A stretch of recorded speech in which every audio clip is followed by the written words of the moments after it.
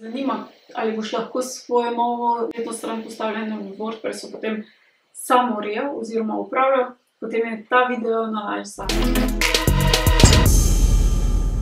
V tem videu bom pokazala čisto take osnove oziroma na hitro prikazala, kako WordPress izgleda v ozadju, v admin modu, kako se ga upravlja, kako se lahko dodaja nove vsebine. WordPress je v bistvu sistem za upravljanje z vsebinami oziroma sistem, na katerih stojijo spletne strani in pa blogi. Gre za eno najpogosteje uporabljenih sistemov, ki je na eni strani se ga da zelo customizirati, torej urediti po svojih željah. Na drugi strani je dokaj enostaven za kasnejšo uporabo, ko stran oziroma blog že enkrat stoji. Najprej si bomo torej pogledali, kje sploh se logirati oziroma prijaviti v sam WordPress sistem. Uporabniško ime in pa geslo. Ko se prijavimo, pridemo v bistvu na to nadzorno ploščo, kjer lahko vidimo različne stvari oziroma si jih dodamo različne poglede oziroma kaj hočemo na prvi strani hitreje videti. Potem imamo v levem stolpcu je v bistvu meni za torej nadzorno ploščo, potem prispevki, to so prispevki za blog, potem imamo medija, to so fotografije in videi, ki jih dodamo na spletno stran. Potem imamo strani, to so tisti statični deli, na primer domača stran, kontakt, o meni in podobno. Potem imamo komentarje. Na zavihku komentarjev v bistvu imamo pri vsakem prispevku, ki ga imamo možnost v bistvu omogočiti komentarje, prav tako na straneh. In če nekdo komentira na tisti prispevek, recimo blog prispevek, se nam bo komentar potem tudi tukaj prikazal. Zdaj imamo pač dve možnosti, ali se komentarji prikazujejo kar direktno ali pa počakajo na našo odobritev. Zdaj ta možnost, da počakajo na našo odobritev, je veliko boljša zaradi tega, da potem nimamo tistih spam oziroma nezaželenih vsebin oziroma komentarjev na blogu. Potem imamo videz. Tukaj v bistvu urejamo videz naše spletne strani. Urejamo tudi gradnike, kot so recimo glava, noga, stranske vrstice, potem meni in tako naprej. Potem imamo vtičniki. WordPress ponuja celo paleto v bistvu različnih vtičnikov. Zdaj eni so boljši, drugi so slabši. To v bistvu je najboljše, če je nekdo, ki vam postavlja v bistvu spletno stran, se ukvarja tako z videzom kot tudi z vtičniki. Potem imamo uporabniki. Tukaj lahko urejamo tako svoj profil, kot tudi profil ostalih uporabnikov, ki imajo dostop do naše spletne strani in jim omejimo tudi v bistvu dostop. Potem imamo različna orodja, za izvoz in pa uvoz vsebin. Pri nastavitvah imamo na voljo splošno, potem nastavitve za pisanje, za branje, za razpravo, za medije in pa trajne povezave.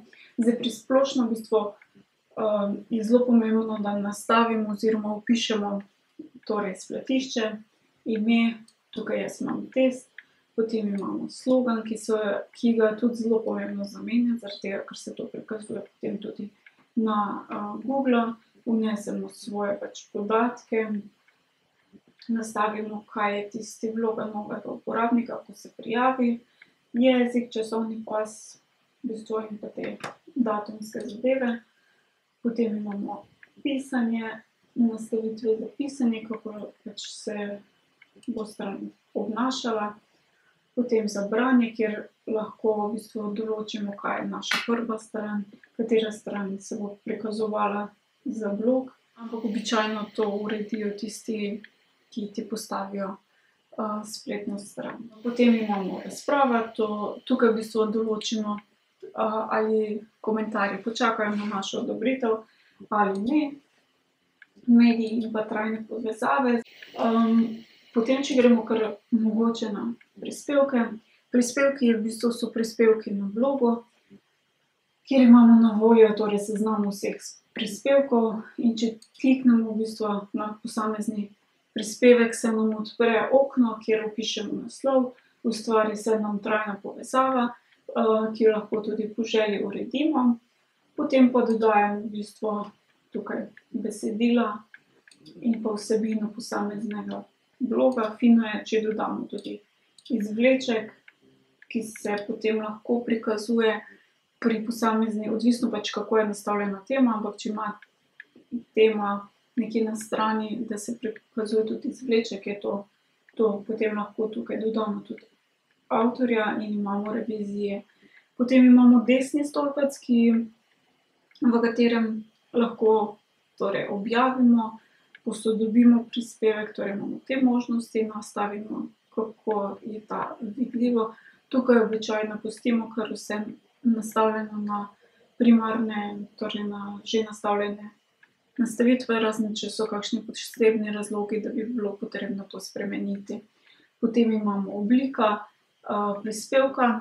To je odvisno, kakšne vrste oblike imamo, in predvsem odvisno od teme, ki jo uporabljamo, ker je pač za vsako to obliko potem prispevek mogoče malo drugače oblikovan in včasih pridobi tudi na levi strani novo polje. Potem imamo kategorije. Izberemo še torej kategorijo, v katero spada ta prispevek, in dodamo oznake. Dodamo še prikazno sliko, ki se večinoma je potrebna oziroma se prikazuje, ne vem, na celem seznamu bloga. Tam imamo recimo prikazno sliko in pa izvleček in pa potem preberi več link na posamezen prispevek. Torej to je v bistvu bolj ali manj vse o prispevkih. Zdaj, če želimo dodajati nov prispevek, lahko kliknemo na gumb Dodaj nov ali pa v levem stolpcu Dodaj nov in se nam v bistvu odpre čisto novo, sveže okno, kjer vnesemo nov drug prispevek. Zdaj, to, kar vidimo v ozadju oziroma vidiš v ozadju, je v bistvu čisto osnovni WordPress, ki ni čisto nič oblikovan. Tako da je kasneje verjetno videz tudi drugačen.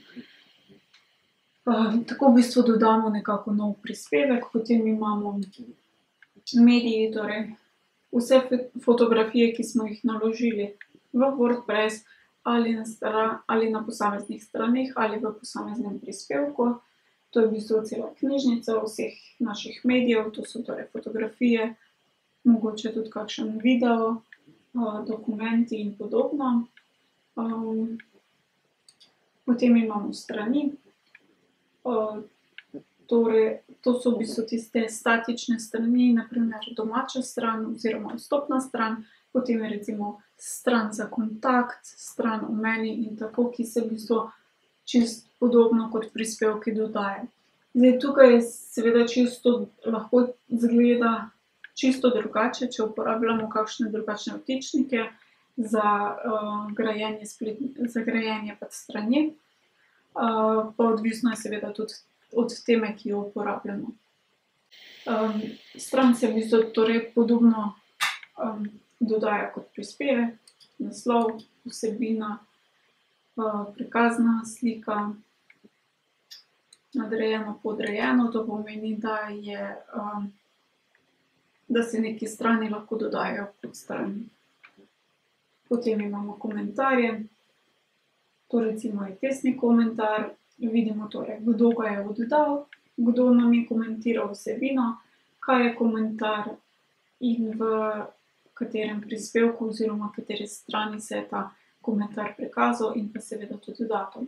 Lahko ga potem zavrnemo, odgovorimo na hitro, pač napišemo neki odgovor in pač odgovorimo in ga s tem tudi potrdimo, da se prikaže komentar tudi navzven, torej vsem uporabnikom.